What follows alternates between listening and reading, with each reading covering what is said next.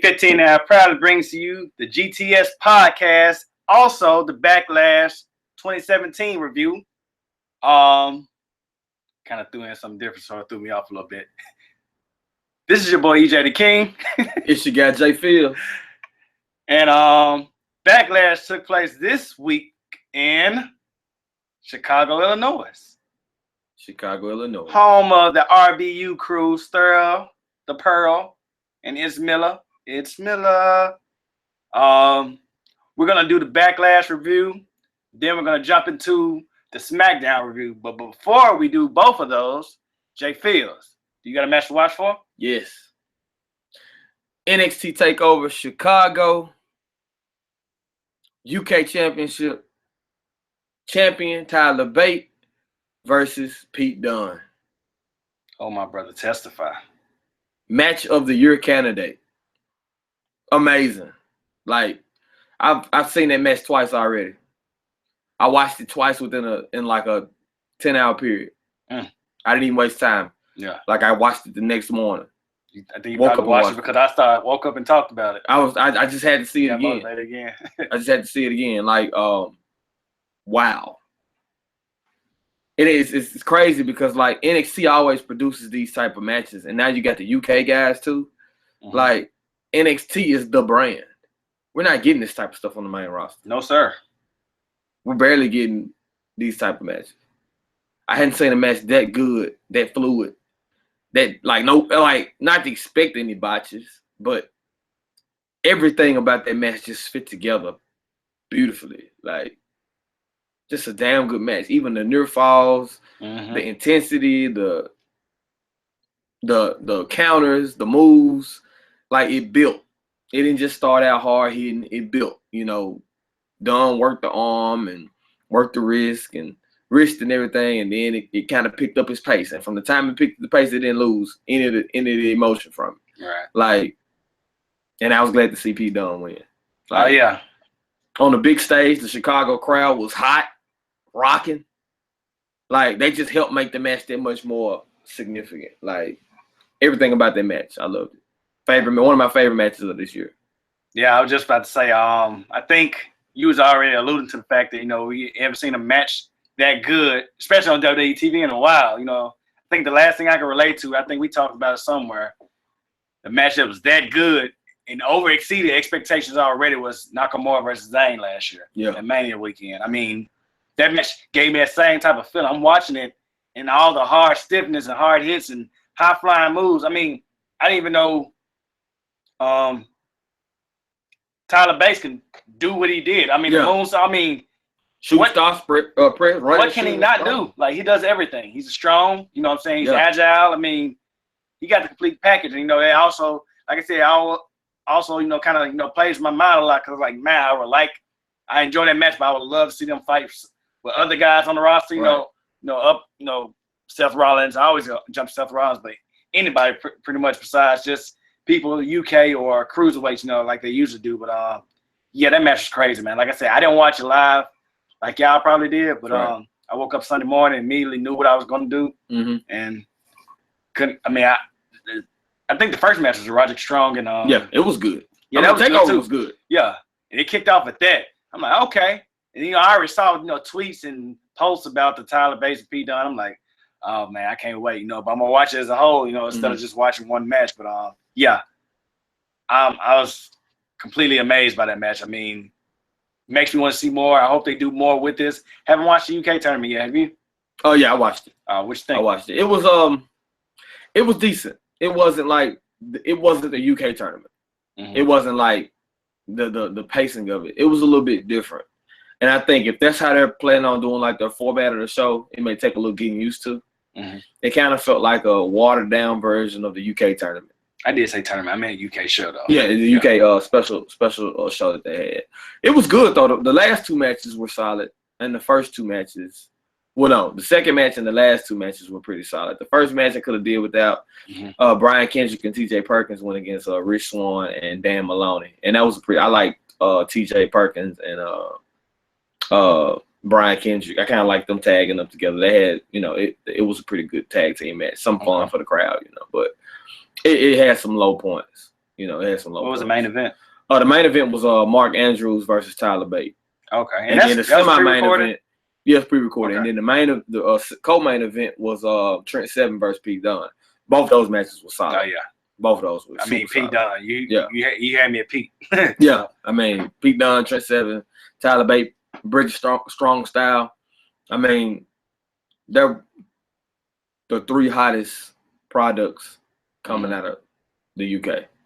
And they're stable over in the UK, but of course here in America, they're all enemies fighting against each other. But man, they killing it. They are killing it. And I've been, crazy, if you've been listening to the podcast, you've been listening to RBU, been listening to GTS, you've been hearing us talk about Revolution Pro. You've been hearing us talk about Progress. And this just further proves that this is where all that comes from. Okay. Well, yeah, go check out that match. I shouldn't have to tell y'all to go check out NXT Takeover. Now, the word has been out. We just putting the stamp of approval on it. Indeed. So, moving on, no news and rumors this week because we got a lot to cover. They pretty much cover a lot of news and rumors on RBU. So check that out. But let's get into it. Backlash, Chicago, Illinois, All-State Arena. Let's kick off with the kickoff match, I guess. We had Ty Dillinger versus Aiden English. Thoughts on the match? Nothing really too special. Right. I knew Ty was gonna pick up the victory. It did what it was supposed to do. Yeah. It was supposed to do. Pretty much a Smackdown type match. Once again, of course it was a rematch, so right. Really wasn't expecting none of that, just like you said. But moving on to the actual show, kicked off with Shinsuke Nakamura versus Dolph Ziggler. Thoughts? It wasn't bad, but it did exactly what I thought it would do. And it didn't really live up for me. It did not really live up. It was a pretty good match. It had some I like the fact that Shinsuke sold.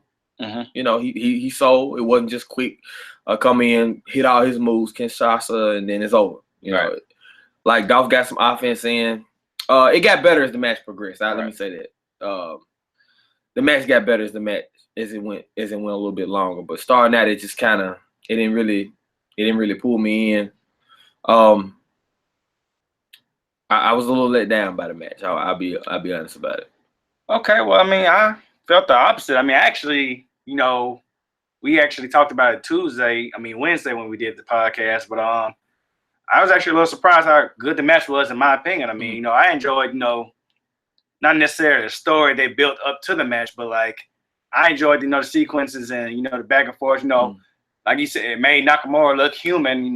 Pretty much, fighting against Dolph, and Dolph didn't really just look like out of place that much, but which we know Dolph can sell, and Dolph is a good wrestler. So, but yeah, we all knew the outcome was more. Going to be Shinsuke winning that match. But like I said, I think they did a good job of not necessarily making Dolph relevant again, but making them feel like, okay, I can still go with important people instead of just fighting your Apollo Cruzes and the Kalisto Mojo Rally and Mojos. What I'm saying? Actually going with the best.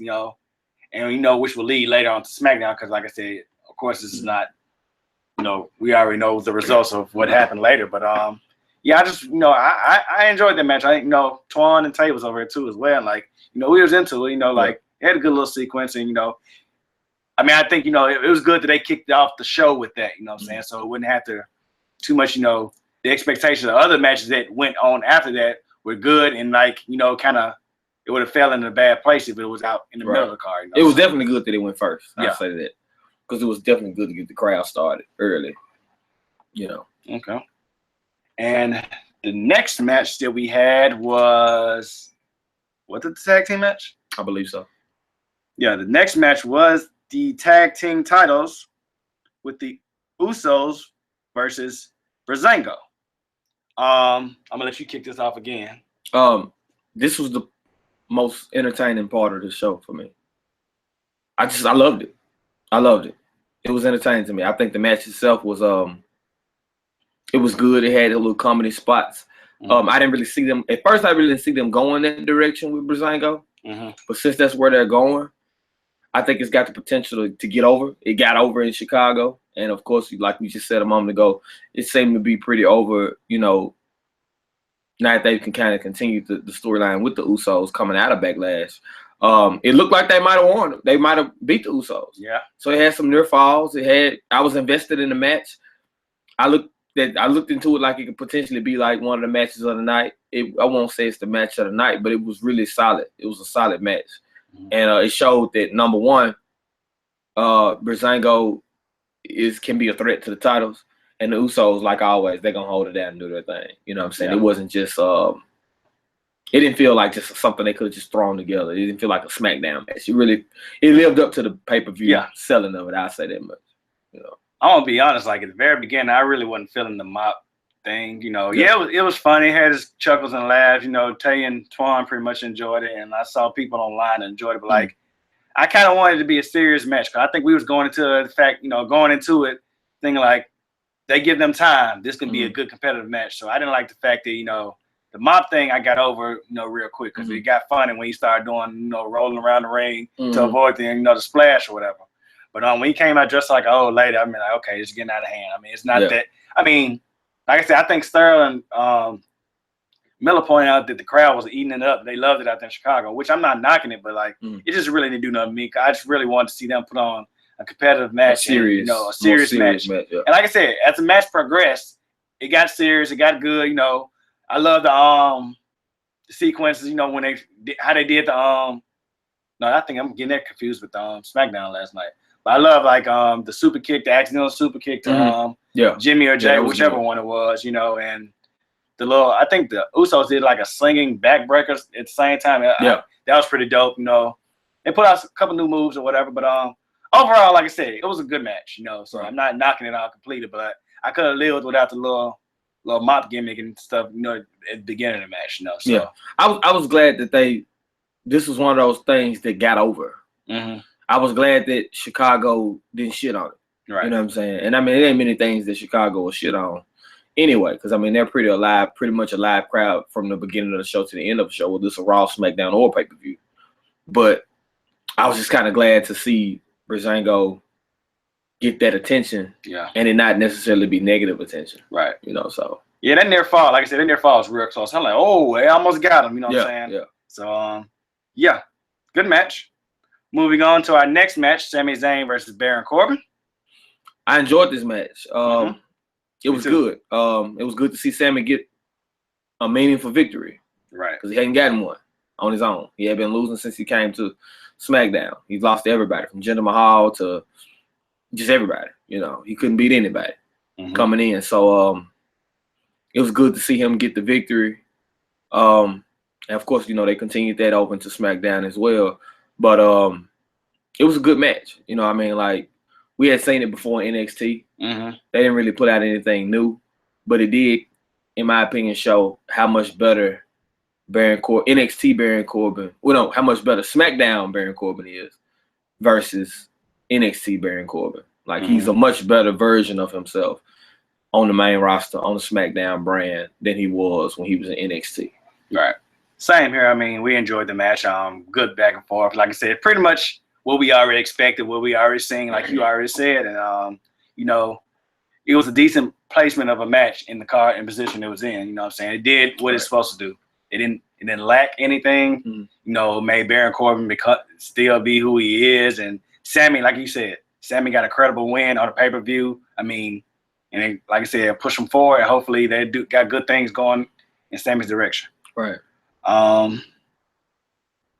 Next, we have the Welcoming Committee versus Charlotte, Flair, Becky Lynch, and Naomi. Thoughts on this match? It was okay. Yeah. It was okay. Nothing blew me away. It could have been a SmackDown main event or a SmackDown match, honestly. Yeah. Basically the same thing I want to say about it. like I said, it's card. I think card placement made the pay-per-view from what it was. Mm-hmm. So I'm not gonna get my grade or rating on it yet, but like it fit where it's supposed to be. Right. You know what I'm saying? So, but it was definitely a SmackDown type match. It didn't really do much, you know. But I mean, it's like they had a contract signing for this. No, I wasn't even thinking. And I'm just gonna stop there. Yeah, you just brought the contract sign. I was trying to be positive. Oh, my bad. So I'm not gonna say nothing. My mama said it. You don't got nothing nice to say. Don't say nothing. Exactly. Okay. I got you. But best believe we'll come back to that. Okay. More than likely during our review. Okay. The next match that we had was Kevin Owens versus AJ Styles for the United States Championship. Okay. Let me fast forward to the ending. I'm glad that there was not really a definitive winner, that there was no title change, no clean pinfall victory over the other, because it leaves the window open if they want to revisit it somewhere down the line, maybe a month from now, 2 months from now, 3 months from now, whenever, a year from now, they still had an opportunity to do that. And then it didn't make either one of them look weak. Right. AJ Styles is still the phenomenal one. It's still the house. SmackDown is still the house that AJ Styles built. Kevin Owens, even though I'm not a fan of it, I say it, he's still the new face of America. Yeah. You know, so it all still fits together. But it was a really good match. You know, it gave them both something to do for the pay-per-view. And with it ending in a count-out victory in favor of Kevin Owens, I think that just helped push his heel character even further without him having to brag about beating AJ 1, 2, 3. He can brag about, well, I beat you by count-out. And AJ can play it off like, you didn't beat me straight up. You know, you beat me with a count-out. That's nothing to really brag about. Putting my shoulders to the mat, make me tap out. That's how you beat people. You know, so. But it was a good match, though. Yeah, definitely good spots. I mean, like I said, you have some of the best talent indie wrestlers, Randy Orton, in the business, going at it for a title. You know, you just hope when the time comes when they're battling for the title, the match is 10 times better. But like I said, expectations wasn't lowered or anything for this match. I mean, I think it knocked it out of the park. You know, good match. Like I said, I think the key thing I'm constantly sticking to is the card placement. Like that match fell into place. Right. It did what it's supposed to do after, you know, coming after that women's match and, you know, picking up the pace. Getting the crowd back invested, you know what I'm saying? But I mean, AJ Styles, I mean, they took a lot of stiff shots. I mean, you know, scared. I think, you know, he makes you worry for him, but there's nothing to worry about. Just how he sells it, you know what I'm saying? I think they did like a backdrop. He threw him over Kevin Owens threw AJ over his head and like AJ down to touch the top of the arena, you know what I'm saying? And came back down. I'm like, oh my God, you know. He munched him. Then that power bomb off the top ropes he gave to Kevin Owens. I think it was like he was trying to set him up. He flipped over and did a power bomb. I mean, like I said, I enjoyed that match, man. And like once again, AJ, Kevin Owens, I mean, like you said, that later on down the line, they reopened this storyline and, you know, hopefully it means matter. Yeah. I mean, it means much more. Next, we have Eric Rowan versus Luke Harper. May I? Actually, match wasn't that bad. I'm not sitting there saying like, man, let me go watch it again, or telling y'all to go watch it again. But like, it wasn't that bad. Eric Rowan looked a little crisper in that match. You know, not looking sloppy with the roundhouse kick and a couple of moves, but like, I think he was pacing around before Backlash came on. You know, around the kickoff show. You know, it kind of made me like, man, what are they doing with him? But like, I'm not saying I'm buying in, but like, I'm getting a little, you know, okay, like, if you out there do something, make it mean something. And like, of course, going head to head with Luke Harper, you know, you can't really do no wrong. You're in the ring with somebody that's good that can actually, you know, carry a match. So right. But overall, I mean, like, the match wasn't that bad, you know, and I wouldn't sit there and say, like I said, I wouldn't sit there and refer you out to go watch it, but like, it did what it's supposed to do. And it gave Luke opportunity to get his win back. Right. That he shouldn't have never on the had grand to give stage, up. yeah. Anyway, on a bigger stage than live TV. You know, he got it back on pay-per-view. We're gonna get to that a little bit later. Dun. Yeah. All right, and moving into our main event, Randy Orton versus Jinder Mahal with your new Maharaja, WWE champion, Jinder Mahal. Floor is yours. Yeah, I can't see his face. Congrats to Jinder Mahal for giving us something interesting to tap into for at least a little while. I don't know how long his reign is gonna be, but I'm more interested in invested in this reign as champion than I am Orton remaining the champion. And the match wasn't. It was exactly what I expected. It was exactly what I expected. I didn't expect it to be like, oh my God, yeah, that's great. Yeah, nothing. Yeah, it didn't get only oh my God moment I got was when Randy launched his Singh brother over the table. Oh my God, yeah, that really. Was it. I mean, that was it. Yeah, that's all they gave me. But I mean, like, that wasn't intentional. Right? Yeah, that was straight up. He did that on accident. So I mean, like, even though we got that, yeah, it was an accident. He didn't mean to do it. Yeah, it was a hell of a sale. You know, glad that the Singh brother's okay for storyline purposes, able to keep pressing forward. But the match itself, it didn't really do much for me. I didn't get a chance to see it live. So I already knew going into the pay-per-view what the results were. Yeah. I just wanted to watch and see how the matches and everything came together. So I didn't have the shock value because I already knew what happened. But it was what it was supposed to be. I'm not gonna say it was a good match. I'm not gonna say it was a bad match. I'm just gonna say it was a match. Oh. I see what you did there. It was the match. Yeah. But what I was going to say? That was my train of thought. Did you I forgot, who did you predict to win that match? I think I picked Orton. Okay. Well, I think, not sitting there saying that's the only reason, but like I think that's why you're probably a little blindsided how not good, not great, but how solid the match was. You know, it was two people with similar styles, you really can't, ask for too much or anything flashy or anything like that. But it was a good story told, pretty much, it was a good back and forth, from what Sterling Miller said, like the crowd was, some was cheering for Jinder, some was cheering for Randy, you know what I'm saying? So I think it was kind of more of a Cena-esque crowd, like saying, let's go Randy, let's go Jinder, type thing, But we can thank Chicago for that. Yeah. I mean, it wasn't, like I said, it wasn't bad. It wasn't really just good, but it got us to this next phase that we're in. So it got us to where we are now. That's how I felt about it. It's just I didn't go into it with any expectation. I was more concerned with the ending than anything else. Yeah, everything leading up to the ending of the match, I really wasn't. I mean, just how it happened. Like I said, as we were watching it live or whatever, they had their moves, they hit their moves, and RKO rolled out a ring, all that type of stuff, But it just when he got that 3 count, I think we all kind of, did that like, dang, they actually did it. They pulled the trigger, and Cedric Alexander back. We watching 205 live, by the way. I see. Okay, but news and rumors. Cedric Alexander's back on 205 live. This is my first time watching 205 live, by the way. But anyway, yeah, like I said, just the wow factor when he actually won, and they showed the crowd and their reaction. You know what I'm saying? Like, it was a good surreal moment for him, and for, I guess, like I said, making something interesting now.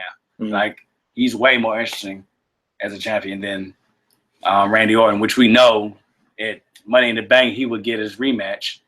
So see what they do. They got 4 weeks to plan out and see, make this a relevant, title run. So let's see if they can do. But overall, what'd you give your grade for Backlash? C.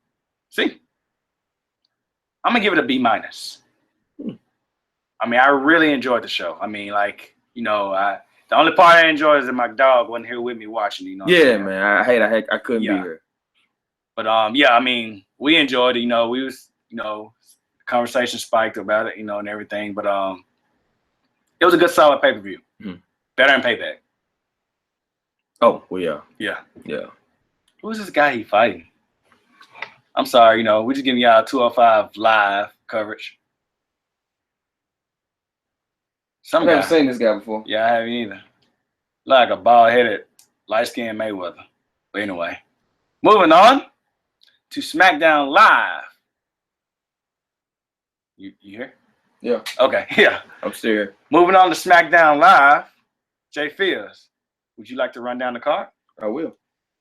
All right. So Smackdown took place live from Toledo, Ohio.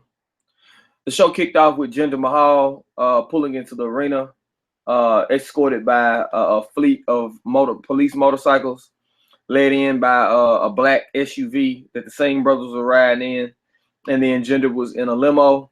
The Singh brothers got out this carpet, like this Arabian carpet, I guess you can say, and laid it on the ground. So when Jinder stepped out of the limo, he could step onto this nice chic carpet. He came out with the belt and started to head towards the arena. Then, as the show actually kicked off in ring, Shane McMahon came down to the ring to introduce the 5 participants for the Money in the Bank ladder match, which is the next SmackDown pay-per-view taking place in 4 weeks. From St. Louis, Missouri, he introduced AJ Styles, Baron Corbin, Sami Zayn, and Dolph Ziggler. And before he could introduce the 5th competitor, Kevin Owens came down, and Shane basically said, "Hey, you're not the guy that I was referring to." And he says, "But this guy is." And Shinsuke Nakamura is the 5th entrant into the Money in the Bank match. So everybody gets in the ring, exchange jabs. Kevin Owens gets in the ring and says that, "Hey, I won my match at Backlash. I should be in the match. I'm also the United States champion. I should be in the match." Shane McMahon doesn't really put up much of a fight. He decides that he's going to add Kevin Owens to the match to make it a 6-man Money in the Bank ladder match. So now Kevin Owens has been added to the fray. And then as they're continuing to trade jabs, all the wrestlers in the ring, Sami Zayn and Corbin exchange jabs towards each other. And Shane McMahon says you can have a rematch tonight from Backlash. So it'll be Sami Zayn versus Baron Corbin later on in the night. And then in the main event, he put Dolph Ziggler and Kevin Owens versus AJ Styles and Nakamura. Next up, Becky Lynch and Charlotte defeated Carmella and Natalya of the Welcoming Committee. James Ellsworth tried to get on the apron to assist Carmella in not being dragged to the ground for the disarmor.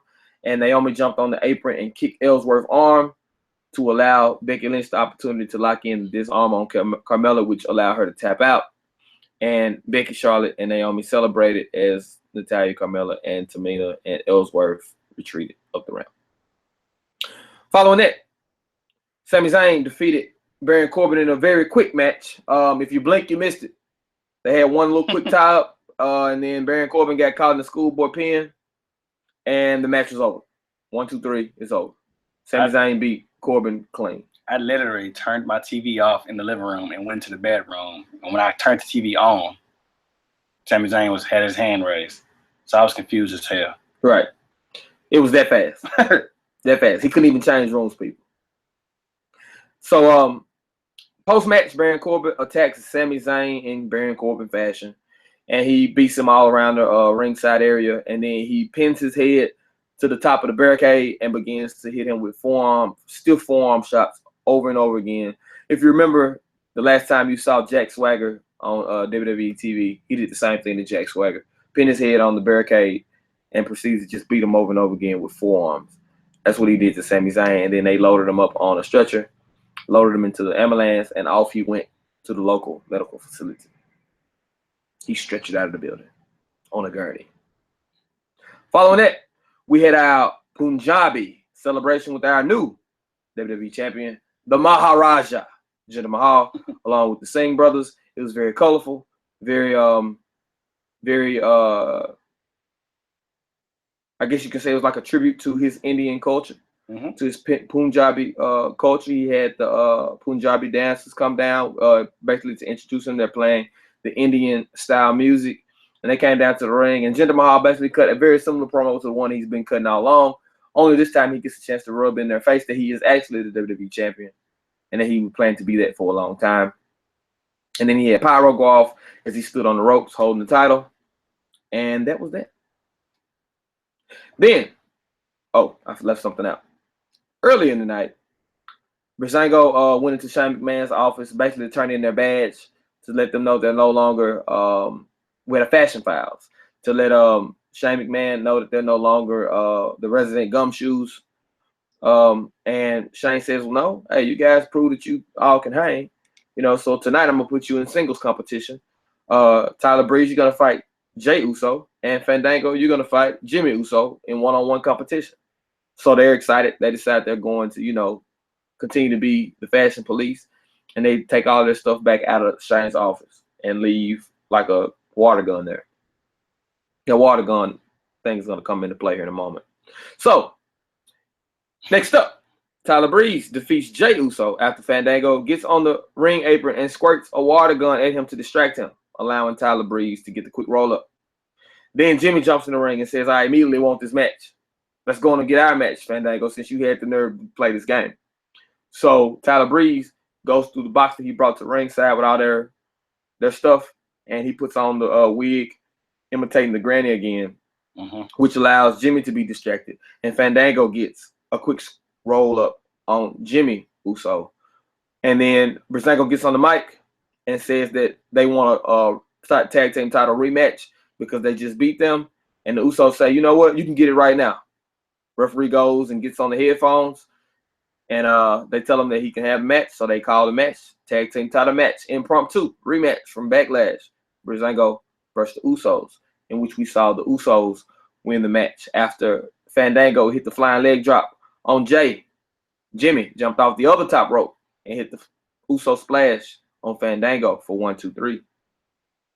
And in our main event, the phenomenal one, AJ Styles, and the King of Strong Style, because I'm not calling him the artist anymore. I made that decision.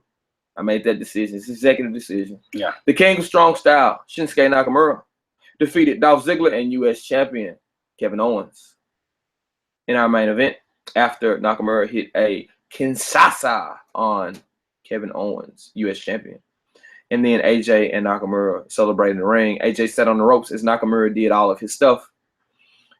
And unfortunately, the crowd was really dead throughout the entire night. Toledo, I don't know what's going on with you. You should be more excited. You got a show after pay-per-view. You got really good matches. You got a hell of a main event. And you just really quiet. And got a good 205 live from what I'm seeing. You got a good 205 live from what EJ is saying. And you just didn't bring the energy. Shame on you. But that, folks, was your Smackdown live from Toledo, Ohio. Alrighty. Oh, GTS.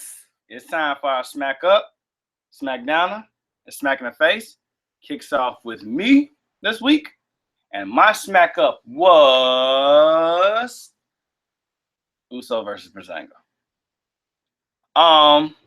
The match at first, it was starting off when they had the singles match. I was excited. I'm like, okay, we get a one-on-one Tyler Breeze versus the Uso. I'm down. I dig that. I want to see it. I'm ready. We got a roll up. I'm like, oh. Then it came to the second match. We got another roll up. Oh, I'm already ready to shit on it. Like, Dunne. I know what my smack in the face is gonna be. I already had it ready. But they made it a tag match, and that tag match was so good. It was better than the match they had at Backlash. But cause I felt like, I don't know why it seemed like they couldn't put off the same match at Backlash, But not saying the match. Well, I said the match. The match at Backlash wasn't good, but like it seemed like they had more time for some reason. I guess commercial breaks and everything that played a factor into this, but like it seemed like they had more time last night. But I mean, I love the sequences, especially how the matches ended with the leg drop then into the Uso splash. I mean, like that was a good sequence. They actually had a near fall. They actually thought Breezango won the titles.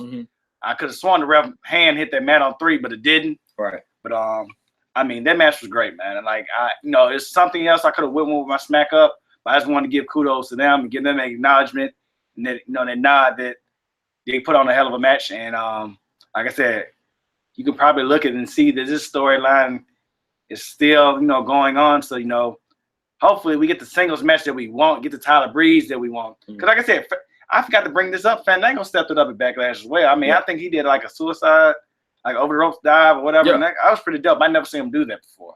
You know what I'm saying? Like, which I already know, Fandango can go, but like, never seen that side of him. So, it also makes me very interested to, see him involved in a singles match that, actually means something. So, even if they was to break up, it gives hope that, they still got competitors that can put on great matches with anybody else. But overall, like I said, I mean, I'm into the tag team. Like I said, I wasn't feeling it too much on Backlash, the beginning. But like you said, like you pointed out, like if this is what they're gonna do with them, ain't no reason for us not to try to buy into it. And like, what I'm saying, like my hand on my wallet, but I'm not fully into the the fashion files completely. But like I it's entertaining. It does it for me. So kudos.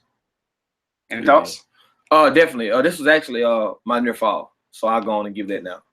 Okay. But it was I went back and forth whether or not it would be my smack up, but I went with something else for my smack up. But I will say, everything you said about this match was right on the money. I just speak to the tag team title match, not the singles matches, because I'm going to talk about that here in a minute. It was serious. They had got all the comedy stuff out the way. Right. So by the time the tag team title match had started, it was purely about the wrestling. It wasn't about the comedy. It wasn't about the tripping over stuff or, the water guns or the wigs or the costume changes.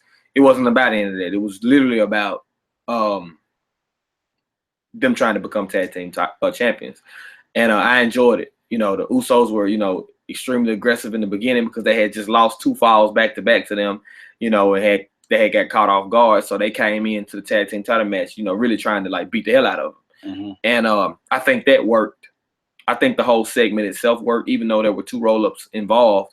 I think the whole segment as a whole, looking at it as a whole from the time that they gave them, I think all of it worked together to really put on a really, really, really, really good match. Right. And yeah, Fandango, Tyler Breeze. I was trying to think of like who they reminded me of, and it hit me. They remind me of Miz and Morrison. That's who they remind me of. They're similar to me, they're like those two. Because they're kind of flamboyant, and then they kind of have their little silly moments too, where they, make fun of people and things like that. But both of them in the ring can put on a really good match. Right. You know what I'm saying? Morrison is more like the Fandango, and then to me, Breeze is more like the Miz in that sense. But just really good stuff. The Usos, can they do any wrong? Can they do any wrong? I don't think they can, man. I mean, like, they're good. I'm just so glad that they shifted their characters. Like it's like a whole new tag team, like a whole new set of wrestlers now. Like even though their moveset is similar to what it's always been, their look is different. The way that they respond to things, the way that they act is just totally different. I love them in this heel role.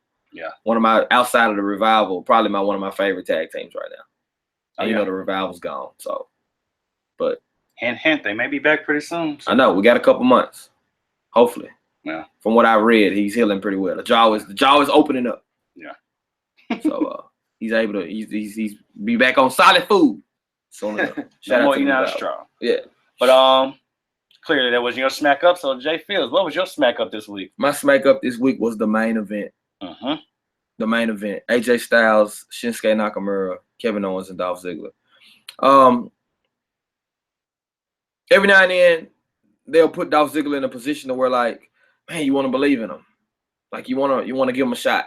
Like him and Kevin Owens, first time ever teaming, they did it. Yeah. They did a damn good job in that match. And they beat the hell out of Nakamura.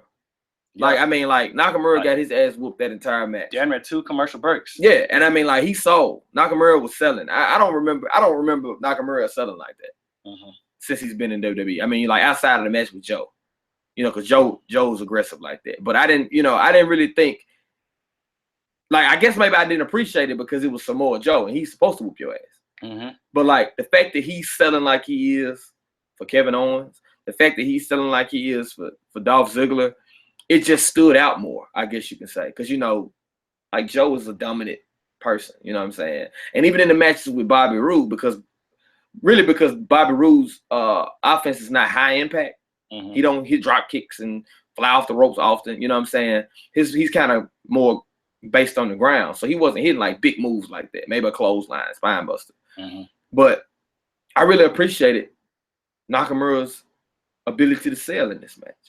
I really did. Dolph Ziggler did a really good job. They cut the ring off from him. Him and Kevin Owens did their thing. And they allowed AJ to kind of be the one to make the save. Just good back and forth. I enjoyed it. I enjoyed everything about the match, even the way that it ended. You know what I'm saying? I didn't see Kevin Owens taking the loss. I didn't see him taking the pinfall loss because he hadn't taken one yet. Right. You know what I'm saying? Since he's been on SmackDown, he's always been the one standing tall, always been the one, standing with his hand raised. Mm-hmm. And the fact that he took the Kinshasa from Nakamura and then was pinned, I figured that Dolph Ziggler was going to take the pinfall.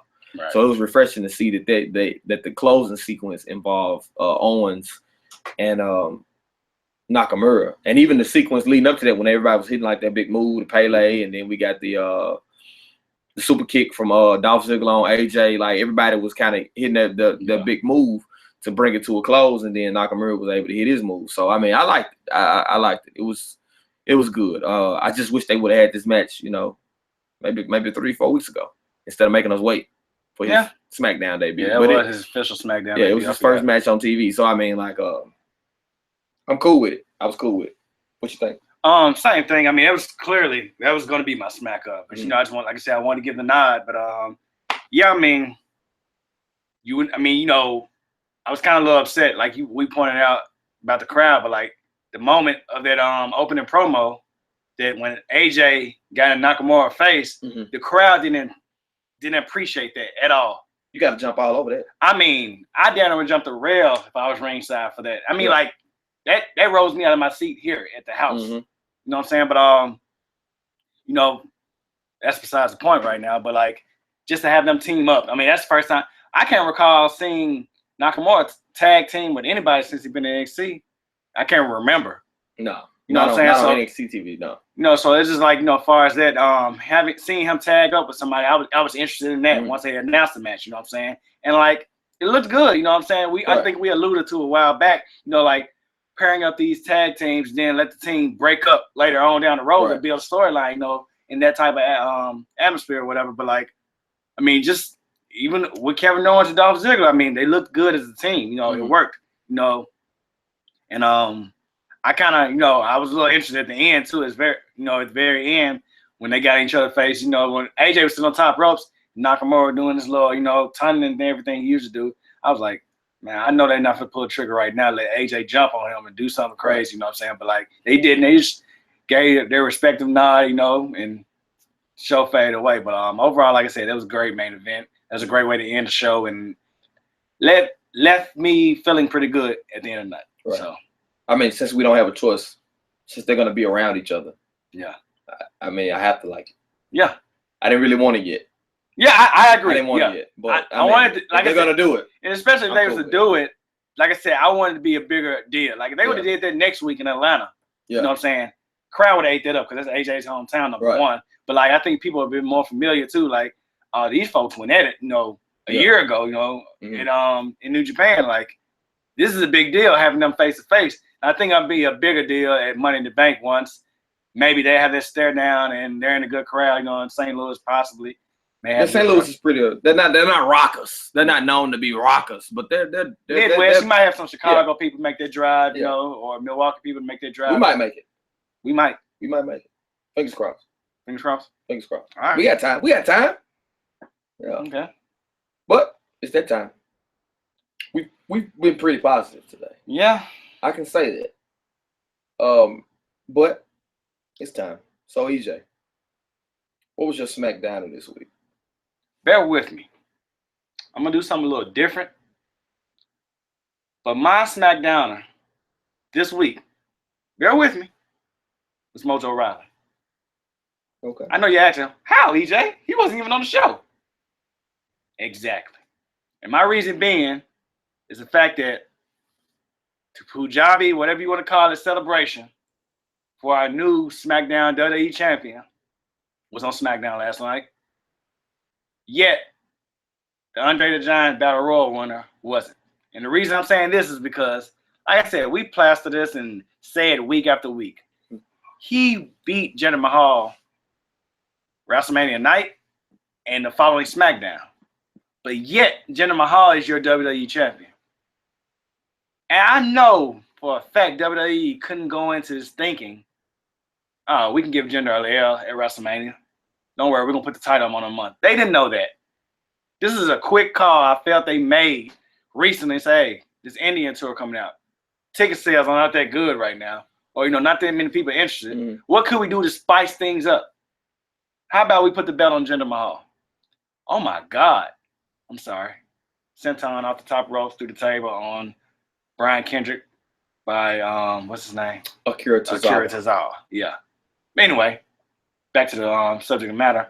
I mean, the fact that they couldn't possibly think this through, because if they did, it would have made total sense to make Jinder Mahal win your Battle Royal at WrestleMania. It would have made complete sense, especially the position where he is now. And it just kind of upsets me. Look, it kind of upsets me the fact that this guy's your champion now. He lost twice in 1 week to the guy who won it, and the guy who won it hasn't been on TV and haven't had a match on TV well over a month. Right. And I just feel it just leaves a sour taste in my mouth. I'm happy for Jinder Mahal. I'm happy the way he looks as a champion. I'm happy to the way he presents himself as a champion. Everything about the whole package. The Singh brothers being with him, the celebration, all that. But the fact that you booked this man the way you did, not having a true plan, and just like I said, they do this week by week now. Like, I don't understand why they don't do long-term booking.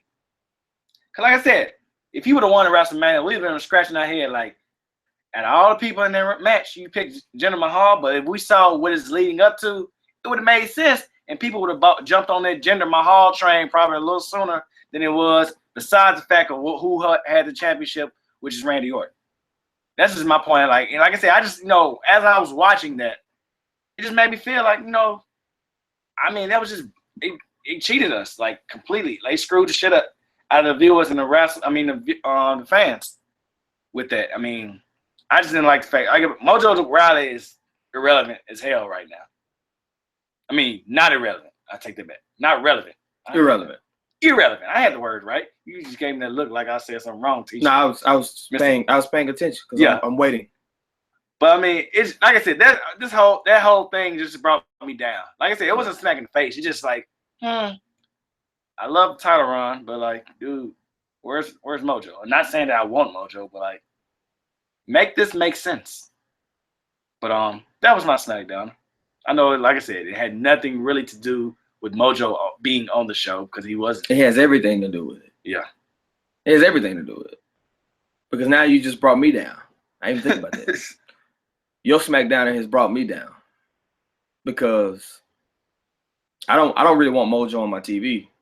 Mm-hmm. But this just proves why Bray Wyatt should have never been taken off SmackDown. Mm-hmm. Why he shouldn't have lost to Randy Orton at WrestleMania. Why Mojo Rawley shouldn't have won the Andre the Giant Battle Royal. And if you were planning on pushing Jinder Mahal, you could have done it in a multitude of different ways. The WWE title has changed at every pay-per-view since the beginning of the year. Every pay-per-view. Yep. Royal Rumble, Elimination Chamber, WrestleMania, and now Backlash. That title's being passed around like a $2. It's almost like Sasha Banks and Charlotte again. Mm-hmm. The title's moving way too much. We've gotten to your 50th WWE champion. Exactly. And Jinder Mahal is the 50th WWE champion. It should have meant more. It should have meant way more. Mm-hmm. This just should have been said when he won the #1 contender match. They should have said he has the opportunity. If you want to pull up those type of stats, if you want to pull up those type of statistics, you need to make it matter. Don't tell me after the fact. Make it matter in the storyline. Mm-hmm. All the WWE champions, I'm the first Indian-born WWE champion. I'm going to be the first Indian-born WWE champion, and I'm going to be the 50th WWE champion by defeating Randy Orton. Like, I felt like this stat came too late. Yep. Like, I don't want to know that now because that doesn't make a difference. And it's the simple fact that Bray Wyatt was 49. Bray Wyatt was 49. Because it's not like every title change. You know, the titles change more than 50 times. Okay, it's each new champion. Yeah, you're right. So, okay. Because, I mean, you think about it, Cena's had the belt. Fuck him. Yeah. Oh, that's not why we're here. But the point is that Bray Wyatt was a transitional champion. Mm-hmm. And that's not right at all. In no way is that right. When that guy's been working hard as hell. Every facet of his ring work, his promos, his character, everything is so solid as it is, to where like he only had the belt for a month. To give it to Randy Orton, for him to only had a belt for a month. But this was supposed to be about Vince giving Randy Orton his shit back because he took an ass whooping from Brock. So the deal was, I'm gonna give you the title at WrestleMania so you can celebrate at WrestleMania. Let you win the Royal Rumble. Like these big moments, none of them matter. Mm-hmm. Orton wins the Royal Rumble, gets the WrestleMania title match, loses his first defense. Bray Wyatt wins the title at Elimination Chamber, loses in his first defense. John Cena loses in his first defense in Elimination Chamber. Mm-hmm. Jinder Mahal has a rematch against Randy Orton in Money in the Bank. Is he going to lose his first defense? Is there going to be a continuation of Vince kissing Orton's ass? Or is this shit over? Mm-hmm. So we can move on to something else? That's what I need to know. Because everybody keeps saying this is the era of the Maharaja. This is the Maharaja era. This is the era of Wyatt. No, it isn't, because it only lasted a month. Eras don't last a month. Right. Eras last for a long time. I mean, to be honest, it's like a Cena era. That's lasting forever. That's like, the era. This shit's moving too much. Yeah. And then you throw Mojo in there, like you brought up, and you gave him a victory that he didn't need. Mm-hmm. So in 2 to 3 of your biggest matches, Elimination Chamber, Bray Wyatt walks out. That's cool. You give your Royal Rumble to Orton. You give your Andre the Giant to Mojo. You give your WrestleMania moment to Orton, only to give the title the next month to Jinder. Nope. That don't even make sense. They wasn't thinking, man.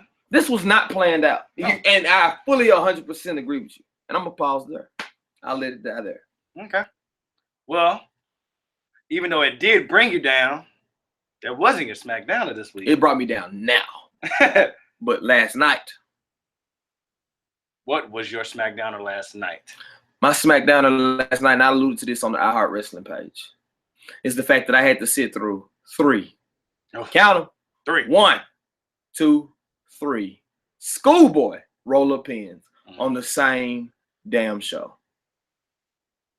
Have I seen that have I seen this before? Haven't we had this conversation before, EJ? Yes, we had. I know we have. I've seen this crap happen on Raw. I've seen it happen on SmackDown. That's this go-to booking. Get the quick roll-up victory. Mm-hmm. That's bullshit.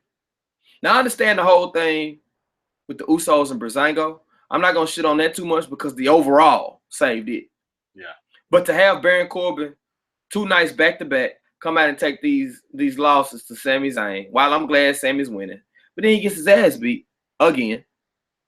He gets jumped again. He should know Baron Corbin is going to whoop his ass if he turns his back. He should have rolled out of the ring, got on out of the ring, and, celebrated going up the ramp. Either way, I don't want to watch it. It seems like a waste of time when you watch wrestling and your matches end with these quick roll-ups. Like you said earlier, you were excited to see Tyler Breeze one-on-one with Jey Uso. And so was I. I was like, oh, yeah, it's going to be tight. And then it's like, okay, you're going to get Fandango against Jimmy. Okay, I'm like, cool. Both of them ought to get quality time to show what they can do individually. And hopefully, if not both of them, one of them can prove that they deserve to, get a rematch. I'm cool with that. But we didn't get that. Mm-mm. We got comedy shenanigans and 2 quick roll-up pins back-to-back. It led to a tag team title match that was really good. But I still had to sit through 2 roll-ups. Right. 3 roll-ups.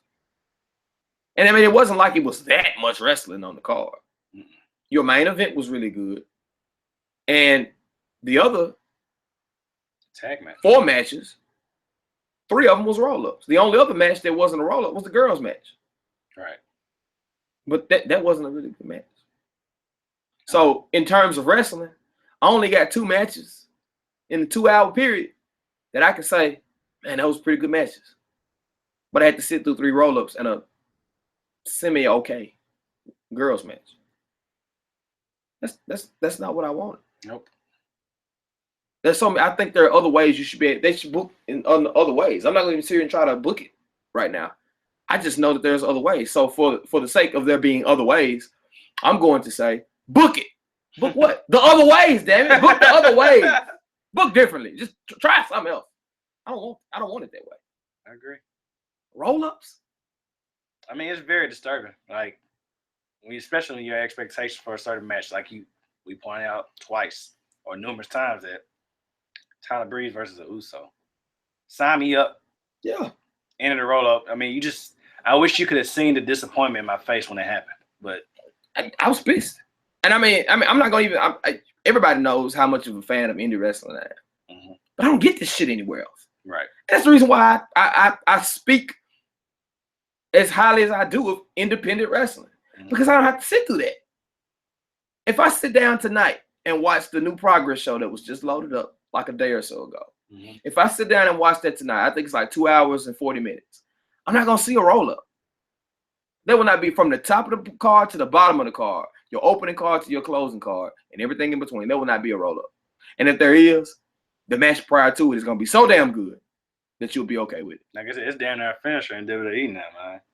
Hit the left, hit the LB trigger. Hit the counter button and roll up. Hit Y. You're doing a damn roll-up. I mean, like, it's terrible. I always try to sit through this. Progress, Real Pro, I don't sit through no roll-up. Mm-hmm. People are hitting moves. NXT. Don't nobody get rolled up in NXT. People finish matches. Finish the damn match. Mm-hmm. Finish the match. Hashtag finish the damn match. Finish the match. For real. Stop giving me all these roll-ups. I understand you got 4 weeks before the next pay-per-view, and you got to have some storyline to continue. You don't want to just have your people losing falls left and right. Mm-hmm. But I don't want no damn roll-up, though. Have them take a DQ. Have them go outside, grab the belt, and knock one of them out with the belt. You know what I'm saying? Like anything. Have somebody put their feet on the ropes. I can take a roll-up better if somebody cheat. But like this, I got distracted. I was so off kilter that I got rolled up and I couldn't get my shoulder off the mat quick enough. Come on now. It's your damn tag team champion. Come on, buddy. Baron Corbin loses all the damn time now. He always has to get his shit backstage. That could have been my Smackdown. Hold that thought. But I'm going to pause there. Mm-hmm. You had a good reason to pause. Segue. So, you got anything about that? Or you want to go right into it? I jumped into it enough. Okay. Because it's probably going to pick back up. Okay. Good deal. So, with that being said, to wrap up this review, EJ, what was your smack in the face? My smack in the face, funny that you say that, was Baron Corbin. Shocking.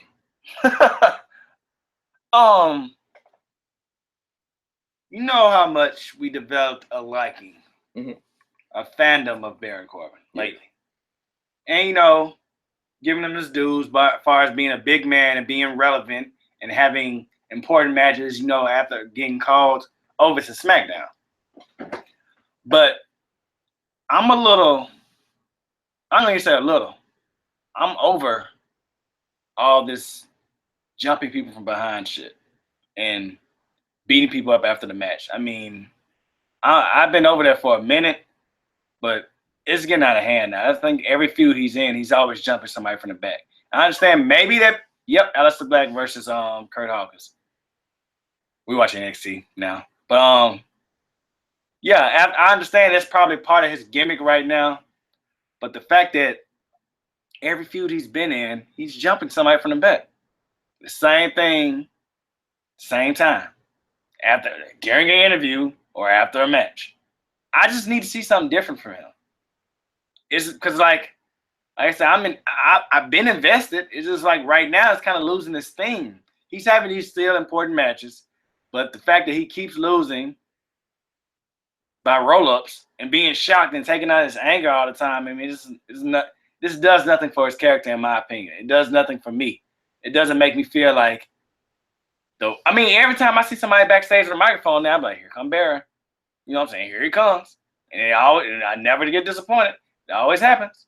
And I just don't like what they're doing with him in that aspect. Because he has good matches with AJ and these other people, but like they gotta find another way to try to get him some heat besides just jumping people. I mean, like I say, he clearly backs it up in the ring majority of the time. He's getting better on the mic. I just need something different from that. Not no face turn or anything crazy like that, but I just need something different. Because it irritates me now, like the fact that, like I said, once again, that He's always jumping somebody from behind. You gotta do something more to get you as a heel. He's doing the right thing as a heel, but he can't keep going back to the well, you know what I'm saying, every time.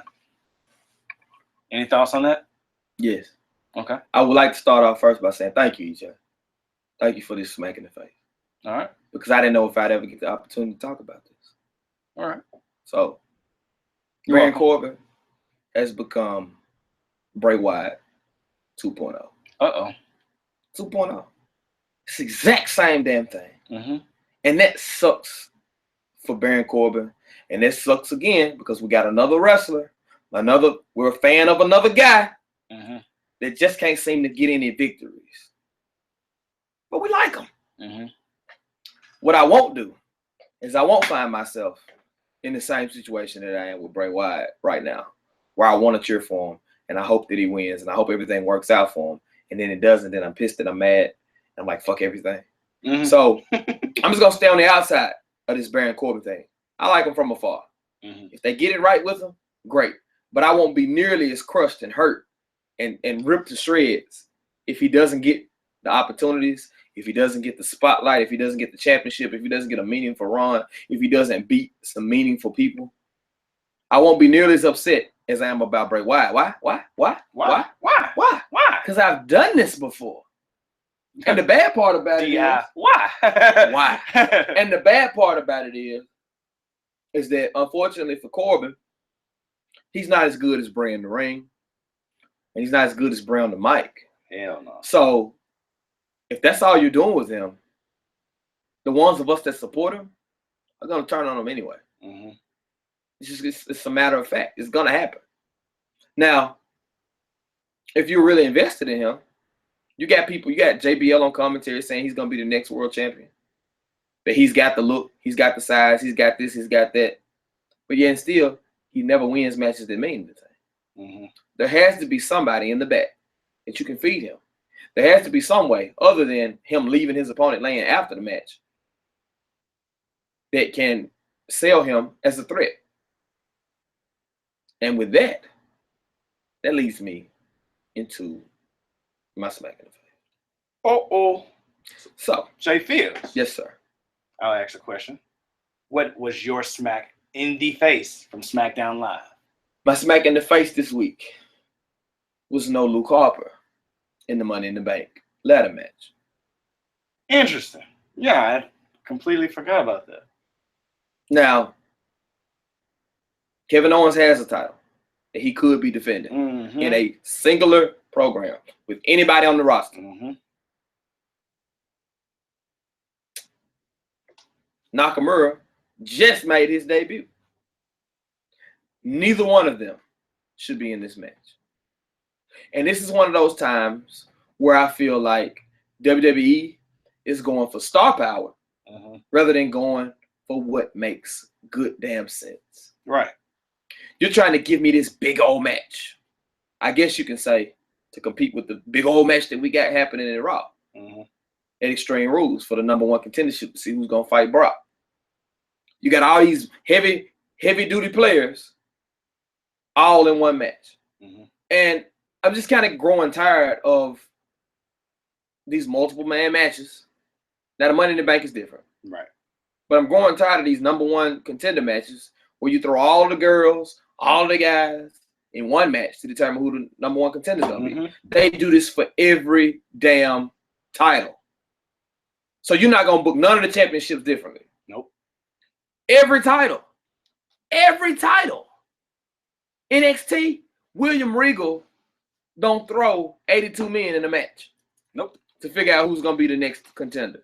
If you've been kicking ass, then there's a very good chance that you're going to be the #1 contender. He might do a #1 contenders match one-on-one. He might do a triple threat or a four-way, but he ain't doing it every damn time. Nope. To figure out who's going to get the tag team title shot, he ain't throwing every tag team in the damn one match.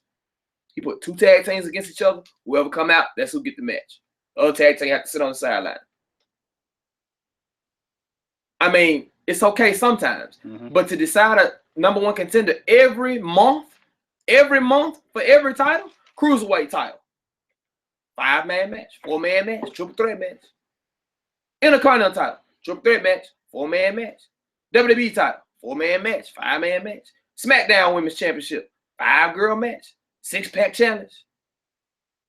Raw Women's title, 4-way, triple threat match.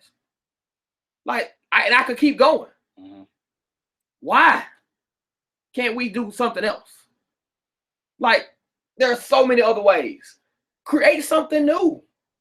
Create something new. I agree. Like, and that's the one thing I can say about other promotions. Like, even in TNA, like, they would create different shit. They would try shit. They would come up with different match styles, different matches with different rules. Like, what happened to the creativity? Like, it's just the same old bland old thing. Okay, who's going to be the next challenger for the title? Man, put them all in the match and let's find out. Yep. And then we find out, and then we got to sit through the program. We never get a chance to see everybody jockeying for position. Everybody got to go out there one night, and then that's it. One night, you the number one contender. Okay, now you go up against the champion. Like, I give you a perfect example. I'm not going to take up too much time. No, you good. But in Progress, they have this match called the Thunder Bastard match. Mm-hmm. You take about 6, 7, 8 guys. Guys that's at the top of the card, guys that's in the middle of the card, guys at the bottom of the card. It could be tag teams, just different people on the roster, whoever they choose. Put them in a match. It's an 8-man match.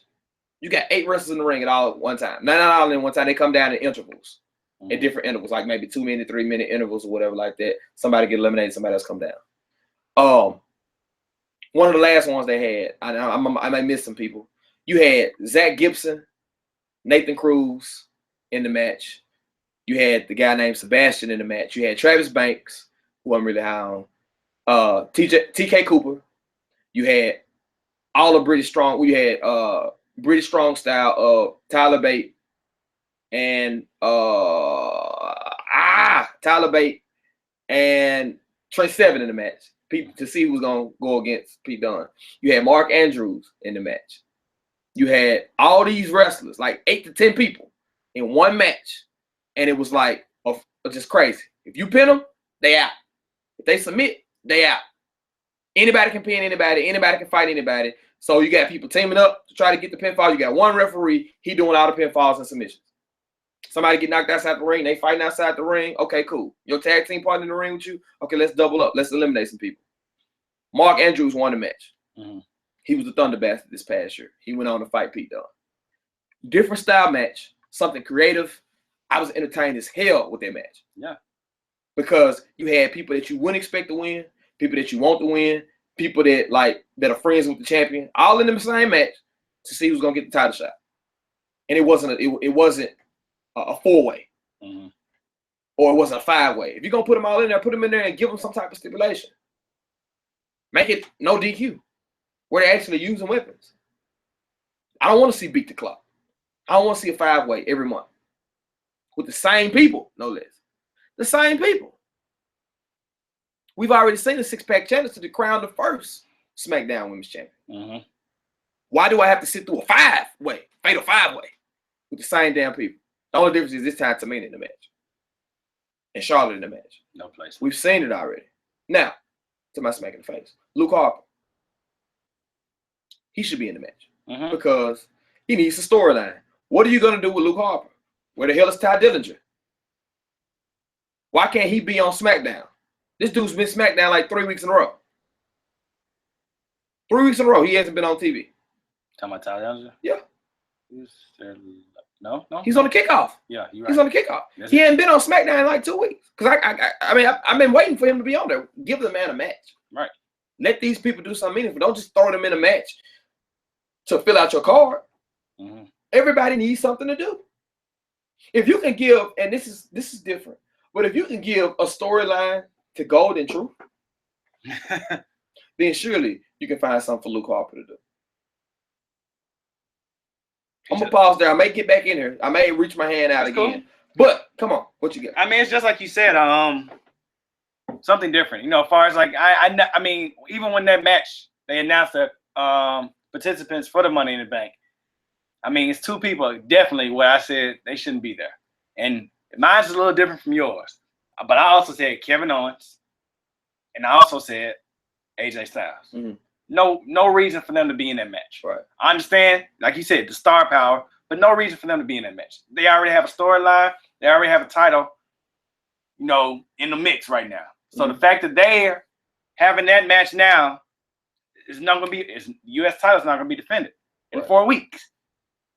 Maybe, just maybe somebody else get the opportunity before Money in the Bank, which I doubt it because they're sticking with this Face of America thing. Right. But just like you said, I mean, like, it's other wrestlers or other competitors they could have chose for that spot. Like I said, I completely didn't even think of Luke Harper at the moment. I was thinking Rusev.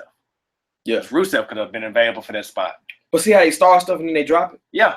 They've been announcing Rusev going to show up this week. He's going to show up this week. He's going to make comments about this. He's going to approach Shane McMahon about this. Why? Where is this at? Where is it at? Don't give me something and then don't deliver. Right. Don't announce something and then don't deliver.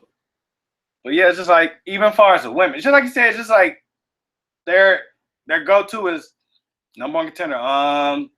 Throw them in the 5-way, throw them in the 6-way. And it gets old, you know what I'm saying? And the fact that, as far as the women, at the end of the show, or I think it was in the middle of the show somewhere, he said next week it's gonna be a 5-way challenge to determine number one contender spot. Yeah. No, why? Right. How about at Money in the Bank, if they're already alluding to this possibly having the first ever women's Money in the Bank match? I mean, you don't even have to do that. Make a 6-way match for the title on the ladder. Yeah. Do something different. Just like you said, open up a new door. It's never been done in WWE history, a 6-way ladder match. You know what I'm saying? Do that. And make way better sense because number one, the fact that if you have this number one contenders match, that means it's going to be somebody on that roster left off at Money in the Bank, which Becky Lynch has no reason not to have a match at Money in the Bank. Right. Charlotte has no reason not to have a match at Money in the Bank. We already know Naomi has one because whoever wins is going to be there. But, like, why leave all those people off the card? If you can just say, hey, how about we just throw all of them in a ladder match? Right. Simple as that. And real quick, the problem with this, if they would just completely erase the line of good guy, bad guy, this would be way better. Anyway, there's no other promotion that strictly sticks to that. You can have faces versus faces, heels versus heels, heels versus face. But the difference is that titles matter to everybody. I could watch ROH and watch two faces go to battle for number one contendership for the Ring of Honor television title, world title, tag team titles. It doesn't, and the crowd will support both regardless. If they want to boo, they'll boo. If they want to cheer, they'll cheer. But they, like, WWE so worried about, they fickle because they're so worried about who's getting cheers here, who's getting boos, what the crowd's going to respond like instead of putting out a good product. Right. Don't worry about what the crowd's going to do. Put out a good product and let the crowd respond to the good product. That's how you book this. Go back to the days when you had the top 10 rankings. When you had the champion at the top and you had the top 10 contenders. And as you won matches, you move up the rankings. That way, I won't have to sit through fatal 5-ways, fatal 5-ways, 4-ways, triple threats, 6-pack challenges. I don't have to sit through that. Beat the clocks. No. That way, I can get AJ versus Sami Zayn. Because why? Both of them want to be the champion. Right. And they need to, in order to gain the opportunity, I'm going to have to beat some of these people above me. Or I'm going to have to make sure I don't lose to some of these people below me. Or beat people I'm cool with. Or beat people that I'm cool with. That's how you build new stars. You don't just give Jinder Mahal a damn championship. Let him rack up some victories against some quality opponents. Let him beat a Luke Harper. Let him beat a heel. Let him roll up Kevin Owens. Let him beat some people to move up the rankings to show that he deserves to be there. Get some tracks running. Yeah. Put Nakamura in the ring with Luke Harper. Let them have a back and forth match together against each other. Hell, put some of the damn tag teams and let them compete as well. Tyler Breeze should be able to compete for a singles title, even though he's in a tag team. Other companies do it all the damn time. But everything's got to be so damn segregated. Everything's got to be so damn separate. oh, you're a cruiserweight, so you can't be interested in no other title. Right. Mark Andrews ain't no cruiserweight title in progress. Mark Andrews going for the top title. Little ass Mark Andrews going for the top title. Buck 70.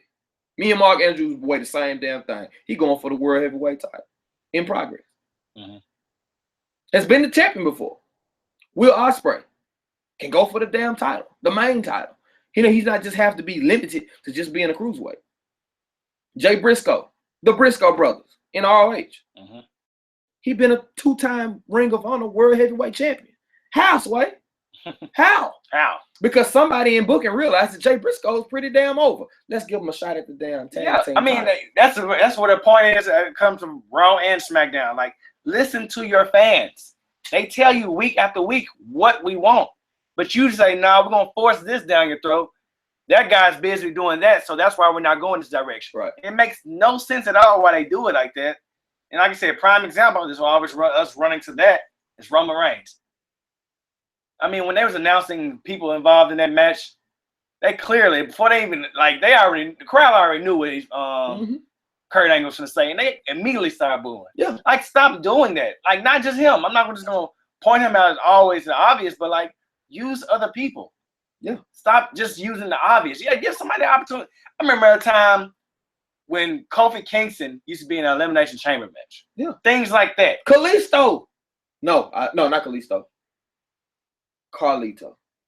And Chris Masters was in a WWE Championship Elimination Chamber. And like I said, you can go into that match saying, these guys ain't going to win, but like, hey, it put a magnifying glass on them. I care about that person now. Like, dang, they really showed me what they can do. Santino was in an Elimination Chamber. Was he? Yeah. I don't even remember back that far. Santino Marella. Dark times. But and he eliminated some people. I mean, he eliminated people in the Royal Rumble with a Cobra. He eliminated some people in the Elimination Chamber with a Cobra for the WWE Championship. For the World Heavyweight 1 or 2. In my Charles Barkley verse. Terrible. That's terrible. But you hear the point, though. Yeah. That's the point. Pull the trigger. Especially if you got somebody like Luke Harper that can go. Especially if you got somebody like Tyler Breeze that can go. You ain't lied about the Luke Harper. I promise you, I don't know why I didn't think of Luke Harper when they was announcing people. Yeah, Luke Harper, and especially when they eased Kevin Owens in that spot. Yeah. Like, that spot could have easily been Luke Harper. Luke Harper doesn't have to win. Right. Let him compete with the people up there, so when it matters, it matters. Exactly. I mean, exactly. We say this week after week. And ROH does a hell of a job at that very thing. Why? Because people who've never been World Heavyweight Champion get title matches. Hell, Cheeseburger could get a TV title shot. I heard about Cheeseburger, yeah. Cheeseburger ain't beating people like that. But because of the fact that Cheeseburger's over, because of the fact that people want to see Cheeseburger, he's got a following, he's got a co-following the fan. Mm-hmm. Why the hell not?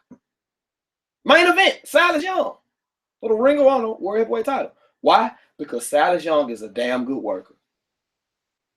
Matt Taven, damn good worker. He's not finna be the World Heavyweight Champion, but I'm gonna put him in this match with the World Heavyweight Champion. Why? Because it all builds on itself. It builds on itself. Iron sharpens iron. If all I get to see all the time, like you just said, is Roman Reigns every damn week with the ring with the same people every week, how does iron sharpen iron? It doesn't. You got the same people rotating around the same way. That's the reason why we were such fans of the Attitude Era. Mm-hmm. And the era right after that. Hell, Jeff Hardy was in a tag team when he fought Undertaker in that damn ladder match. Mm-hmm. But look what it did for Jeff Hardy. Look what it did for him. He's a superstar now. Look at Edge. Look at Edge. Look at Edge would have never got the big break. If Guerrero would have never got the big break. Hell, Chavo was the ECW champion. Heavyweight champion. Dark times. Chavo. We would have never got that if they was like, well, no, you're a tag team. You got to be only a tag team. Only a tag team. Shelton Benjamin, Intercontinental Champion. But Charlie Haas was his damn partner. And even if, like you said, like, if I can stay a tag team and have a World Heavyweight Champion or something like that, it gives them that cocky attitude, the fact that, hey, now you can build a story between them two. The same teammates. They don't necessarily, the teammate doesn't have to win the title from the other guy, but hey, it starts the breakup. Do something else. I mean, it opens up another tag team to say, hey, we're going to take y'all spots since y'all not a tag team anymore. Anything like that. You know what I'm saying? David Richards got hurt in TNA, messed his leg up. Eddie Edwards become one of the top contenders for the TNA World Heavyweight title. This dude's putting on damn good matches, great fucking matches with Bobby Lashley. Eddie Edwards is like AJ Styles size. Bobby Lashley is like Brock size. Mm-hmm. And they having damn good matches, competitive matches. It's how you book. And it's messed up because you got all this talent. You signing up all this talent. And the only time we get a chance to see competitive matches is in NXT. That's the only time somebody that's not in the world title or the NXT title race get a chance to have competitive matches. Oni Lorcan is not anywhere near the NXT title. Damn good matches. Good matches with whether he win or lose. With the champion. Damn good matches. Andrade Cien Almas ain't nowhere near the NXT title. But dude has some damn good matches. What's the new dude? Dylan, whatever his name is. Big Hulk looking ass dude. Can't remember. That's some good matches, huh? Good matches. And you got a whole bunch of people in NXT right now that's not finna go up against Bobby Roode. But they're gonna have some good matches. Roger Strong, Hideo. I mean, like Aleister Black, Cien, Drew McIntyre. Hopefully Adam Cole here soon. Fingers crossed. You got Gargano and Ciampa that just broke up. We're gonna get some quality matches. And that's an hour-long show, EJ. Yeah. 205 Live. I know you just started watching it today. Yeah. But 205 Live give you quality matches. Mm-hmm. Because they invest that time into their guys. It didn't start so good. 205 Live is taking over. And then you go down the list of indie promotions. Same damn thing. Yeah. It's messed up that we can't get that on our main roster. It's all about who the big person is, who Vince want to push. When honestly, the company should be ran, all three brands, NXT, Raw, SmackDown, should be all honestly ran just like NXT is. I mean, it's like, so obvious. It doesn't make any sense. I still don't understand right now. Like, it's like you have the book right here in your face, like with the answers, but you decide not to look at the book at all. You're like, nope, I'm gonna look straight.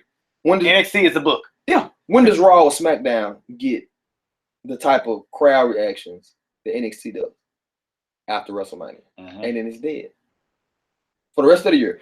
One night out of the year, 52 weeks in the year, 365 days. 365 days, 52 weeks in the year, and only 1 week out of the whole damn year do we get a raucous crowd where like the fans are like at the edge of their seats enjoying wrestling again. And it goes right back to the dry, boring stuff. But NXT, they weekly hour-long show. Whether it's the girls headlining, whether it's the tag team division headlining, whether it's the champion or the number one contender or somebody new that they get ready to push, whatever the case might be, you get a decent NXT show every week. And you only get that for an hour. They got the template right there in front of them. They choose not to use it. This old school shit ain't working no more. I don't want to see, like back in the day, we get Hogan all the time. I don't want Hogan all the time. This is the same thing we've been saying about 4 years straight, though. And instead of Cena, it's Roman Reigns or somebody else now. So, I mean, one day they're going to grab the right piece of our podcast and use it instead of using, because they use some things. I know. They use some things, but they're going to grab the right piece one day. They're going to get it right one day. So let's just keep hope alive. Finish the damn match. Just finish the match. Give us a match that we want to see. Luke Harper can go 15 minutes. Find 15 minutes on your SmackDown next week for Luke Harper. Luke Harper versus Ty Dillinger. Just do it. Something. Yeah. Luke Harper versus Baron Corbin. Book it. Book it. Yes. Book it. All right. Find 15 minutes. Just look at your format and find some time for your quality. Find some time. You got you snatching everybody up. Find some time. Give me 10 minutes. 10 minutes.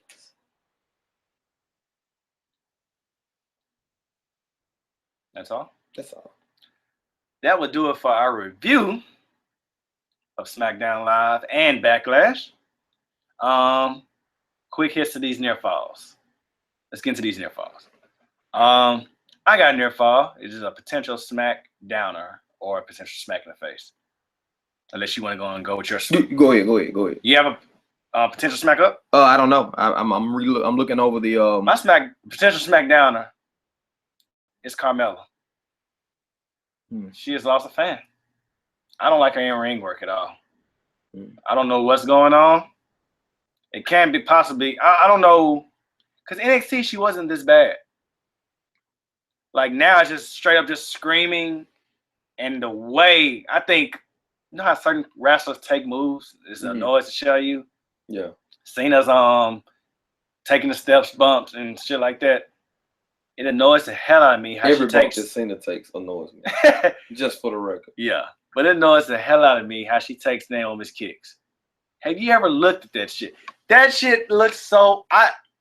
It annoys me so much. I mean, like, and she screams while she does it. I don't get that. That's Naomi's fault. Is it? Yeah. Because that's a stupid fucking move. No, it's not. Yes, it is. It's not a stupid move. Nobody's going to stand there and let somebody kick them like that. You're supposed to be in a daze. But it's not work. Because they get up and, like, you know, Mortal Kombat daze and turn around in a circle and shit. Not buying it. I'm buying it. I'm just saying, but still. It's just not a good move. Just like when this takes the place of her rubbing her ass in people's face. That's awesome. Well, I mean, for us. Yeah. But not for in the ring. But I mean, that's all. I mean, I don't like the way Carmella's ring work is going right now. And I definitely don't like the fact that Tamina's involved in this 5-way next week. I'm excited about it. Because if we finally get a chance to see her do something other than stand there with that tight ass leather jacket on. Holding it, motherfucker. Like it can't zip up, so she just hold it together. Oh no, man. Oh man, I'm sorry. I'm sorry, Tamina. What you got? I don't have anything.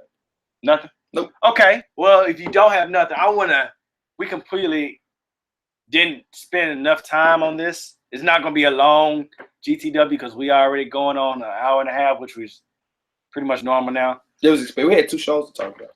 But I wanted to talk about the main event in NXT. The tag team title match between DIY, formerly, and AOP. Right. I just want to point out how emotionally invested I was in that match and how emotionally it destroyed me at the end. Mm-hmm. Like, I know where NXT is in the background right now is where I'm recording this, and they just happened to show the beatdown that, you know, Ciampa put on Gargano. Right. But that match was so emotional because the fact that, you know, when Ciampa was going to take that ladder hit, Gargano pushed him out of the way and took it for him. Ate it. And I mean, like, that part right there gave me chills. I'm like, dude, he said, nah, don't hit my brother. Hit me. Mm-hmm. And for them to do all that emotional pulling in that match and to have it, like, end with a turn, I mean, like, that crushed me, dude. When I was watching, I'm like, because, you know, they showed even a little copyright to go out there. You know, I'm getting ready to get my tablet, put it back in my bag. Like, all of a sudden, he threw his ass into the tire shop. I'm like, oh, my God. Yeah. I mean, he just stopped there. It didn't. No, it didn't. But it's just like, I mean, I just want to commend, like, that's how you write a story. Like, I didn't know what to do with myself after that shit. I like I said, just that match by itself, it drew me in. Because, like, when he took that ladder bump, that did it for me. I'm like, oh, man, this DIY is it, man. I damn don't want to order a shirt. Yeah. Glad I didn't. Yeah. I was about to order a shirt. I thought about it, too. Yeah. And it's crazy because I'm sitting there watching it, and they're getting their ass beat. Mm-hmm. But they keep getting these flurries, though. These comeback flurries. Like, they might have a chance. Yeah. Paul Ellering took a damn super kick. Yeah. I'm like, okay, this is nuts. This is nuts.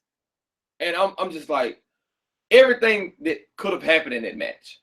I did not go into this damn tag team title match expecting to be just dragged and pulled and tugged and snatched and pushed in so many different directions. Mm-hmm. But like, AOP is for real. They legit. Oh, stamp of approval. They for real. Stamp of approval. And the thing about it is that they sell. They come back kind of quick from the shit that they take. Yeah. You know what I'm saying? They kind of recover kind of fast. Mm-hmm. But I can deal with it. Like they put on a hell of a match. And last takeover when they had the triple threat, I was like, okay, you know, how do you top that? Mm-hmm. Rico comes out and says ladder match. I'm like, okay, how are these two big dudes gonna fare in this ladder match? And when, like, I was honestly expecting when they hit Hideo's music in the third match, in the fourth match, the hell going on? Right. Why is this happening now? Did they get bumped? Yeah. And I'm looking at the clock and shit. I'm like, it's almost 9 o'clock, and it's gonna be over. So this match must not gonna be that long. Them folks went well over 9 o'clock. It was like a 2.5 hour takeover, and they never done it. They always stop at 9. Exactly. These folks gave us more takeover than they've ever given us before, and they ended with that. Ciampa, I didn't know I could hate somebody like that. Instantly. I'm like, what the fuck, man? Yeah. I'm mad for 2 reasons. Number one, I'm like, damn, it's just the man already y'all already got beat bad. The man took a ladder shot for you, and you came back and turned. Yes, that's what I'm saying. Like, how can you do that to a person? The man was in his wedding. Like, I think that one got me about as bad as KO and Sammy. Yeah. But I didn't see this one coming. No. I promise I did. And like, if it was, I wasn't surprised. I wasn't surprised that KO did it because I knew Kevin Steen from Raw 8. So I knew he was a dirty motherfucker anyway. So I wasn't surprised. I was like, oh shit, already? Yeah. Because I thought he was really out there to celebrate with him. That was his first takeover. That's his first takeover. He just got there. That was genius though. But this, to me, this was better than that. This was better than KO. I agree. Because he went all the way in. Then he just sat there. And how they looked at you, grabbed his face and looked at him. He had his face. And like Johnny was trying to reach for his hand and stuff, and he just sitting there. He just sitting there. I mean, dude, like I'm no homo. I don't know. This doesn't play getting real dudes cry anyway, but like I got teary. I'm like, dude, you should be doing this. That's like me taking a bullet for you, and after I get shot, you come to the hospital like, appreciate it, my boo. Like, that's what you did. That's exactly what happened. Like, dude, that ladder shot. When he did that, and like, I guess said, man, like, that literally scared the hell out of me. Yeah, because like in slow motion, it's straight up in the grill. Like, how do you take that? That already had me like, oh my god, like nervous, like, oh my god, like, is he all right? Yeah. Like I wanted to check on him. Yeah. I wasn't there. Miller's Thurl was there. Like emotions. I hadn't felt that in a long time. I told you, like, I hadn't felt that in a long time. I mean, like I said, when you pointed out, like when he reaching up, like after he threw him into the Titron and then like held him up, like Johnny Wrestling was looking like, hold on, why are you doing? It's like, you know how you used to get that ass woman as a kid and you don't know what you did. Your mother's beat your ass like, what I do? Like you got that phone call while you were school. You get home, you thought everything was good, and then they used to coming up with the belt. Had a good little breakfast. I mean, had a good little lunch and everything. And dinner, you know, you kicking your feet at the dinner table. Also, you get ready to take a bath. You ready to get in bed. Your mama's coming inside beating the shit out of you. That's how Gargano was looking. Like, dude, why? We just had this head-to-head heart moment, and we just went through a fucking war. Yeah, I mean, but I just, like I said, I want to give tremendous kudos to that storyline. Yeah, because like I said, it was a couple times. I think a couple months ago, when Gargano and Ciampa do the same thing, you know, they say, that's all right, we're going to get him next time, do the little head, the heartful moment, and, you know, fades off, moves on. So, you know, they kind of tease that a little bit, you know, month after month. Like I said, I completely blindsided on this, and it did a great job because, like, now I'm just waiting. Because, you know, they're going to put off. I mean, you saw at the Cruiserweight Classic, a great match they had. Amazing. Now this is an emotionally invested match. Right. Like, it means even more now. NXT is getting it right once again. And I mean, like, I was like, oh man, like, they're not gonna be a tag team on SmackDown. Exactly. I said the same thing. I was like crushed. I was like, in the back of my mind, I know this storyline is gonna be good either way. I'm sad for 2 reasons. Number one is like the tag team is broken up, and then number 2, like, damn, Tommaso, you didn't have to fuck him up like that. Yeah. You know what I'm saying? I felt bad for Johnny. You know what I'm saying? I did too. So I mean, like, of course, NXT is on. My back's to the TV, so I can't really see what's going on. But I'm definitely watching when I get to. No, it's pretty much a recap of the pre-recorded matches they did. You know, takeover. Yeah. Which the dog matches. From what I've been seeing, it's a good show. Yeah. I mean, so but yeah, I'm just excited for the next takeover. Moment size for DIY, man. I know. Like that was vicious. He didn't stop. He just kept beating the hell out of him. How you just sit on top of the table and just look down at him. Psycho. Yeah. Bringing it back. He back. And he ignorant. Who gets the music? Johnny. I think it's more of Johnny song. Tommaso gotta have something dark and crazy. CFO, cook it up. Yeah. Something else to bump. Yeah. But that would do it for our very fun, lengthy podcast this week. Check out 1515 now for other podcasts, RBU, MWT, Lace 'em Up, Equal Opposites, Studio Flow, Rundown, and Mac and D Talk TV. Click on the Amazon link to support the site. Check out GTS on YouTube, Facebook, Instagram, and Twitter. Follow us on all those. And be on the lookout for other podcasts on the YouTube channel coming soon. Bear with us. Get them subscriber numbers up, though. And if there's nothing else to say, this is your boy, EJ the King. It's your guy, J.Fields. And we are out this bitch. Holla, holla, holla, holla. Holla.